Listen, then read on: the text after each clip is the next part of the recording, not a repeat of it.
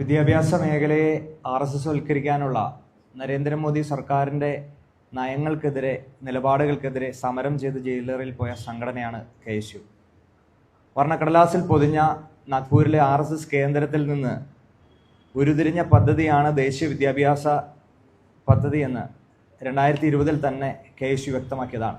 ദേശീയ വിദ്യാഭ്യാസ നയം നടപ്പിലാക്കില്ല എന്ന് 2020 പറഞ്ഞ കേരള സർക്കാർ 5 വർഷങ്ങൾക്കിപ്പുറം അതിലൊരു പുനരാലോചന നടത്തുന്നു എന്ന് പറയുമ്പോൾ ഈ 5 വർഷങ്ങൾക്കിടയിലുണ്ടായ ഈ നയവ്യതിയാനത്തിന്റെ കാരണം എന്താണ് എന്ന് ഈ സർക്കാർ വ്യക്തമാക്കാനുള്ളത്.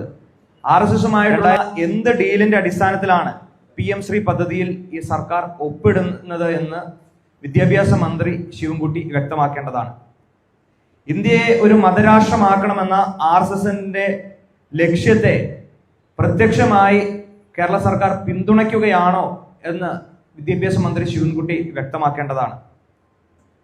കേന്ദ്രത്തിൽ നിന്നും 1466 കോടി രൂപ ലഭ്യമാക്കുന്നതിന് വേണ്ടിയാണ് ഈ PM ശ്രീ പദ്ധതിയിൽ ഒപ്പിടുന്നതെന്ന് പറയുമ്പോൾ ജനാധിപത്യത്തിനും ഫെഡറൽ സംവിധാനത്തിനും മതേതര മൂല്യങ്ങൾക്കും മുകളിലാണ് പണമെന്ന് പിണറായി വിജയൻ സർക്കാർ അടിവരയിട്ട് പറയുകയാണോ എന്ന് ശിവൻകുട്ടി മിനിസ്റ്റർ വ്യക്തമാക്കണമെന്ന് KSU പറയുകയാണ്.